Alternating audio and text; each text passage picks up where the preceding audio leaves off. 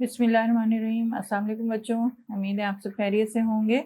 आज मैं class 9th का चैप्टर 3 डायनामिक्स का बहुत बहुत बहुत इंपॉर्टेंट टॉपिक लेकर आई हूँ, that is friction. This is very important. ये लॉन्ग क्वेश्चन में भी आ जाता है और इसमें से बीच में से शॉर्ट क्वेश्चंस भी बन जाते हैं, एमसीक्यूज भी बन जाते हैं। तो फ्रिक्शन क्या चीज़ है? देखिए, पहले भी आप लोगों ने इस चैप्टर में पढ़ा है इनर्शिया के बारे में, ठीक है ना। इनर्शिया में क्या था कि it is a property of a body to remain in its state of rest और of uniform motion unless some external force is applied on it, ठीक है ना। तो या it resists any change in its state of rest or of motion, दूसरे तरीके से अगर हम कहें तो, ठीक है। तो वहाँ हमने ये पढ़ा था कि कोई भी चीज़ अगर चलती भी है तो वो रुक जाती है थोड़ी देर में, ठीक है ना। तो या अगर कोई रुकी हुई चीज़ है तो वो चल पड़ती है अगर हम उस पर एक्सटर्नल फोर्स लगाते हैं।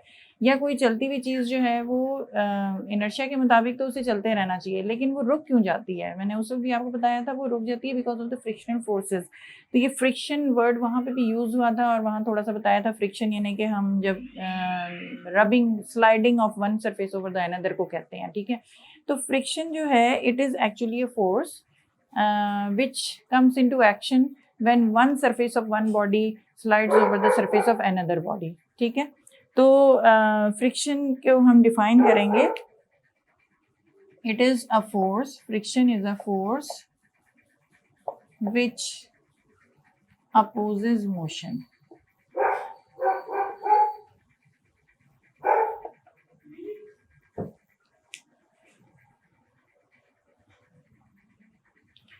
तो फ्रिक्शन को हमने डिफाइन किया कि it is a force which opposes motion, यानी कि कोई चलती हुई चीज़ रुक जाती है। क्यों रुकती है? फ्रिक्शन की वजह से। तो फ्रिक्शन जो है वो भी एक फोर्स है जो मोशन को अपोज कर रहा है, ठीक है।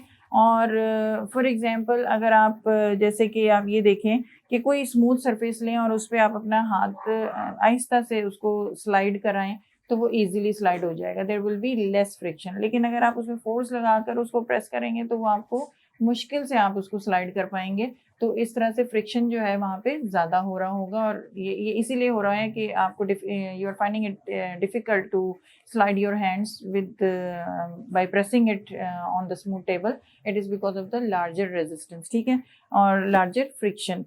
तो अब यहाँ आप देख लें कि सर्दियों में जैसे हम अपने हाथों को यूँ रगड़ रहे होते हैं, तो क्यों रगड़ रहे होते हैं? ताकि दे गेट वार्म्ड अप और हमें कुछ गर्मी मिल जाए, ठीक है ना। तो ये भी जो है यहाँ पे क्या हो रहा है, it is the frictional force which is friction due to which the heat is coming out. Frictional force is converted into the heat energy, ठीक है। तो अब ये फ्रिक्शन के बारे में हमें पता चल गया कि बहुत जगहों पे हमें नॉर्मल लाइफ में फ्रिक्शन जो है नज़र आता है, लेकिन हमने उसके बारे में कभी अलग से कभी गौर नहीं किया, ठीक है। अब हम उसको पढ़ने जा रहे हैं। तो अब ये है एक सवाल यहाँ पे कि force why does it oppose motion, why does it oppose motion, ठीक है। तो इसकी रीज़न ये है कि हम सबसे पहले तो हमने रीज़न पढ़ा कि ये फ्रिक्शन होता क्यों है। ये कहाँ होता है? जब दो सरफेसेस स्लाइड करती हैं एक दूसरे के ऊपर। तो अगर हम दो कोई बॉडीज़ ले लें और उनको हम एक दूसरे के ऊपर इन कॉन्टैक्ट रखें तो वी सी दैट, हम बहुत स्मूथ बॉडी भी ले लें और अगर उनकी सरफेसेस को चेक करें वैसे हमें बज़ाहिर वो स्मूथ लग रही होती हैं, लेकिन अगर हम उसका माइक्रोस्कोपिक व्यू लें तो we find that these surfaces are not that smooth as they are appearing to your naked eye, ठीक है ना। वो उतनी स्मूथ नहीं होती।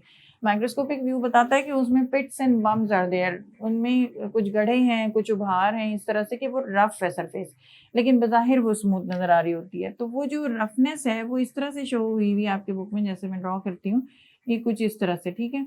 और इसमें भी इस तरह की चीज़ है, ये नीचे की सरफेस हो गई, ठीक है। अब इसमें दीज आर, जो गड्ढे हैं वो पिट्स हैं और जो उभार हैं दे आर बम्स, ठीक है।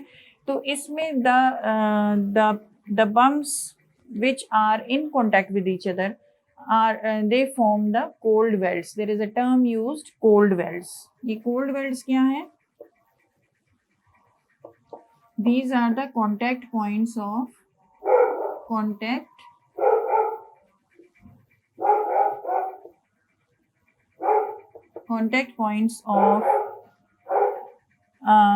bumps of two surfaces which are sliding, ठीक है।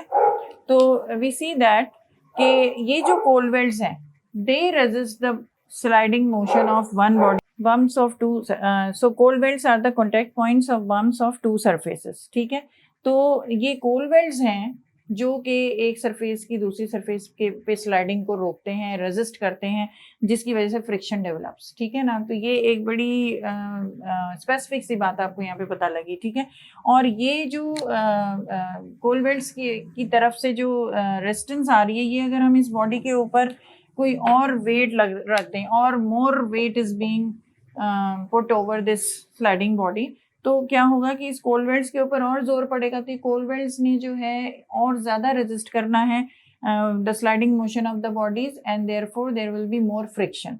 तो जितना ज़्यादा वेट ऑन द सरफेस होगा उतना ही ज़्यादा फ्रिक्शन होगा। ठीक है, तो so that is about that is the thing we know come to know about the friction. अब फ्रिक्शन के बारे में एक खास बात और है कि ये फ्रिक्शन जो है it is actually directly proportional to the applied force which tends to move a body. ठीक है, which tends to move is actually equal to friction is equal to, ये बहुत important जुमला है, equal to applied force which tends to move a body.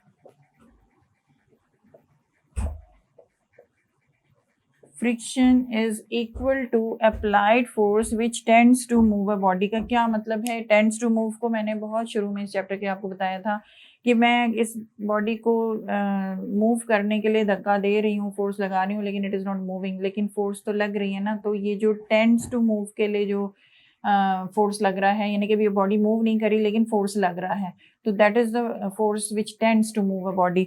तो जब तक body movement नहीं शुरू करती तब तक जो आप एक अप्लाइड फोर्स बढ़ाए चले जा रहे हैं, जैसे एक बहुत हार्ड सी चीज़ रखी हुई है, बहुत हैवी चीज़ रखी हुई है और आप धक्का दे रहे हैं, और एक पॉइंट आता है जब आप बहुत धक्का देते रहते हैं और एकदम वो मूव कर जाती है। तो वो जो एक इंक्रीज कर रहे हैं आप अपना फोर्स, तो वो जैसे जैसे आप ये फोर्स अप्लाइड इंक्रीज कर रहे हैं till the body is not moving, वैसे वैसे फ्रिक्शन जो है वो इंक्रीज होता जा रहा है, और फिर it reaches a maximum value when the applied force reaches the maximum value after which the body starts moving. Movement जब शुरू हो गई तो फ्रिक्शन जो है वो वहीं पे अपनी मैक्सिमम वैल्यू के साथ वहाँ पर ख़त्म हो गया। ठीक है ना, क्योंकि अब स्लाइडिंग शुरू हो गई, तो स्लाइडिंग से पहले जो एक मैक्सिमम फोर्स हुआ था, मैक्सिमम अप्लाइड फोर्स हुआ था, जिस वक्त तक बॉडी ने मूव नहीं किया था, that friction force is called as the limiting friction. उसको हम क्या कहते हैं? लिमिटिंग। वर्ड से पता लग रहा है कि ये एक लिमिट से रिलेट कर रहा है। ठीक है, लिमिट क्या है कि before the body starts moving, उससे पहले जो है आप एक फोर्स अप्लाई किए जा रहे हैं और इंक्रीज किए जा रहे हैं टू मूव द बॉडी, तो फ्रिक्शन फोर्स भी या फ्रिक्शन भी क्या हो रहा है? इंक्रीज होता जा रहा है, और जो मैक्सिमम वैल्यू तक जिसके बाद बॉडी मूव कर जाती है, जो आपने अप्लाइड फोर्स किया था उतना ही फ्रिक्शनल फोर्स होता है, and we call that maximum value of the maximum value of the force as the limiting friction. तो ये वो मैक्सिमम फोर्स जो आपने अप्लाई किया होता है, the maximum value of therefore maximum value of the applied force is called as the limiting friction. और हम इसको ये भी कह लें कि maximum value of applied force कहें या maximum value of frictional force कहें या फ्रिक्शन कहें, वो बराबर ही है, क्योंकि मैंने आपको बताया था कि friction is equal to applied force. ठीक है ना, which tends to move a body, यानी कि जब तक बॉडी मूव नहीं कर रही, आप जितना फोर्स इंक्रीज करते जा रहे हैं अप्लाइड फोर्स, उतना ही फ्रिक्शनल फोर्स भी इंक्रीज हो रहा है। तो जो मैक्सिमम वैल्यू तक अप्लाइड फोर्स पहुंचा है, तो जो फ्रिक्शन भी उस मैक्सिमम वैल्यू तक पहुंचा है, सेम वैल्यू तक, तो उस वक्त जो मैक्सिमम वैल्यू ऑफ फ्रिक्शन है that is the limiting friction. तो आप उसको maximum force of maximum applied force बोल दें या मैक्सिमम फोर्स ऑफ फ्रिक्शन बोल दें, is called as the limiting friction. ठीक है, और ये पाया गया कि ये जो फोर्स ऑफ लिमिटिंग फ्रिक्शन है, it is denoted by F S. इसको हम किससे डिनोट करते हैं? F S. It depends upon the normal reaction, यानी कि जितना ज़्यादा ये जैसे ये बॉडी आपने वेट ऊपर रखते जा रहे हैं तो उतना ही फ्रिक्शन बढ़ता जाता है, तो नॉर्मल रिएक्शन से डायरेक्टली रिलेटेड है। तो ये यहाँ मैं लिखूंगी F S is directly related to the normal reaction of the body. तो normal reaction means reaction force, ठीक है। और जब मैं इसको इज इक्वल टू लगाऊंगी तो I will have to introduce a constant here, और मैं ये आर लिखूंगी। अब यहाँ पे इस कांस्टेंट का नाम है कोफिश। अब इसको मैं लिखूंगी विद दिस सिंबल म्यू, इसको कहते हैं MEU, ठीक है, म्यू। और ये एक्सप्रेशन बन गया FS is equal to mu R. तो यहाँ से ये जो म्यू है हमें क्या मिल रहा है, it is the ratio of the limiting friction to the normal reaction. तो this is the expression for this mu, which is a constant quantity, and its name is coefficient of limiting friction. ये जो mu है ये क्या है, coefficient of limiting friction।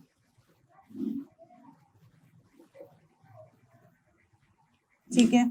और यहाँ पर हम ये लिख सकते हैं कि ये यहाँ तक मैंने लिख दिया, ये आगे और थोड़ा सा सिंप्लीफाई हो सकता है कि ये म्यू के साथ जब हम आर लिख रहे हैं, R is a reaction force जो कि वेट की वजह से, रिएक्शन फोर्स क्या है, ये जितना हमने वेट बढ़ाया तो ये वेट यानी कि डाउनवर्ड फोर्स, उतना ही रिएक्शन फोर्स भी लग रहा है जिसकी वजह से फ्रिक्शन फोर्स भी बढ़ रहा है। तो जो रिएक्शन आर आ रहा है वो वेट के बराबर ही है ना उस बॉडी के। तो जो वेट है, what how do you write weight, right like this. तो FS is equal to mu mg is another formula. एक हमें FS is equal to mu R formula मिला। So these are the two फॉर्मूले which we reach to for the limiting friction force, ठीक है। FS is equal to this. और आपसे ये भी पूछा जाता है कि कोएफिशिएंट ऑफ लिमिटिंग फ्रिक्शन को आप कैसे डिफाइन करते हैं, तो आपने डेफिनेशन बोलनी है, it is a ratio of the limiting friction to the normal reaction, and it has no unit because this is also force and this is also force, the units will be cancelled। और ये different surfaces की different होती हैं। जैसे glass body अगर glass surface पे ही slide कर रही है तो उसका म्यू कुछ और होगा, एक वुडन बॉडी ग्लास सरफेस पे स्लाइड कर रही है तो उसका म्यू कुछ और होगा। And this is the list being given in your book in your page number 73, ये आप देख सकते हैं, ठीक है ना। इसको देखिएगा, इसमें कुछ जो जनरल वैल्यूज़ हैं इंपॉर्टेंट सी उनको याद करने की कोशिश करिएगा। वैसे मैं तो इसके बिल्कुल खिलाफ हूँ कि ये वैल्यूज़ नहीं आनी चाहिए एग्जाम में, लेकिन आ जाती हैं, तो इसको थोड़ा थोड़ा करके ज़रूर याद करें क्योंकि ये हर एक की डिफरेंट होगी। जितनी ज़्यादा स्मूदर सरफेस होगी उतना म्यू कम होगा। उम्मीद है कि आपको समझ आई होगी। अब इस वीडियो में यहीं तक, बाकी हम अगले वीडियो में डिस्कस करेंगे। अपना ख्याल रखिएगा। अल्लाह हाफिज़।